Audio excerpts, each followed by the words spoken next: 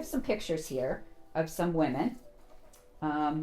First of all, this picture is just, I think it just captures the essence. These are some of the girls at the school. And clearly you have your book there and you were reading it to them. And if you could say something to these girls right now, what would it be? Trust in yourself, don't give up, and follow your dreams. This was the student whose education I paid for. Ah, wonderful. And I hope that you keep in touch with them. Yeah. And how about this picture here? So talk about lighting and a message and feeling. Tell me about this. I hate to use flash. I like ambient light.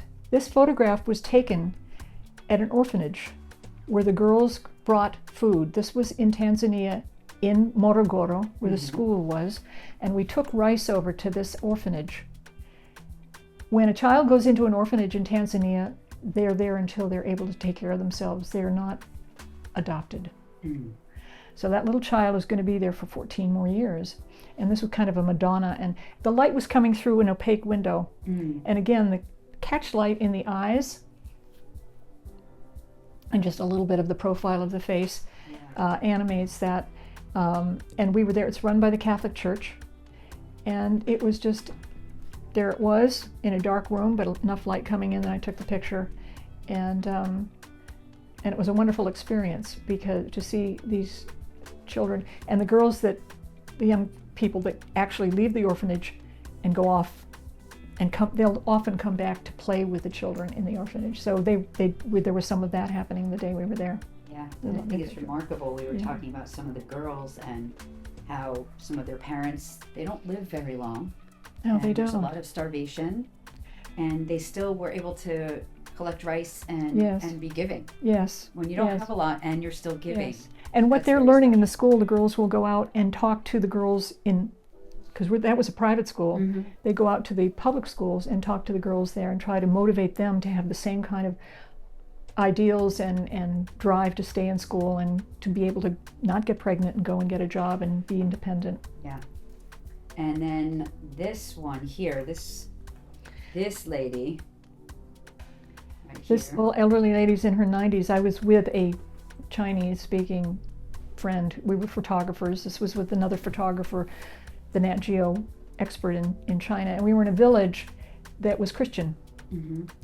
And the church had been built by French priests.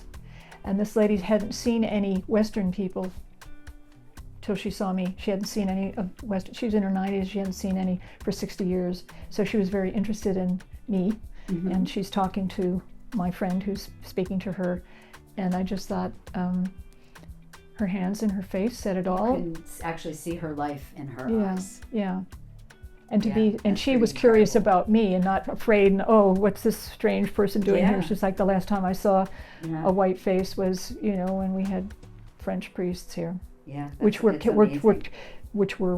were kicked out of the country by the Buddhists. Right. So. And then tell me a little bit about this picture. So this was in the United States. In Brooklyn, in Williamsburg, there's a lot of graffiti. And some of it's so good that the owners of the buildings pay the artists to do graffiti. There's a tradition among graffiti artists, I was told, that if you disdain a graffiti artist, you put yours over you cover theirs up. But if you're paying homage, you don't completely cover over, you do an associated. So there are two different artists here. So this guy probably came in when this was there and said, well, I'm not going to obliterate the whole, that's too nice. So he just did his work there. Yeah, so there's a certain level of respect here. Yeah. Yeah.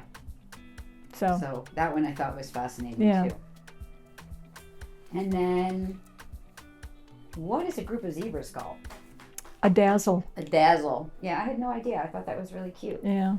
And then A is for anteater. Yeah. B is for bison. C is for? Chipmunk. Chipmunk. Yeah. And he's a cute little chipmunk in there with his chubby little cheeks. Yeah. So thank you again. Thank you. It's been enjoyable and I'm flattered, and thank you for everything you do for me. And I hope that we have many more conversations. So thank you for listening to our latest episode of our Powerful Women series, and make sure to check us out on morrisspineandsport.com and follow us on Facebook, like us, subscribe to our YouTube channel, and stay tuned for more episodes in the future. Thanks for listening. Take care.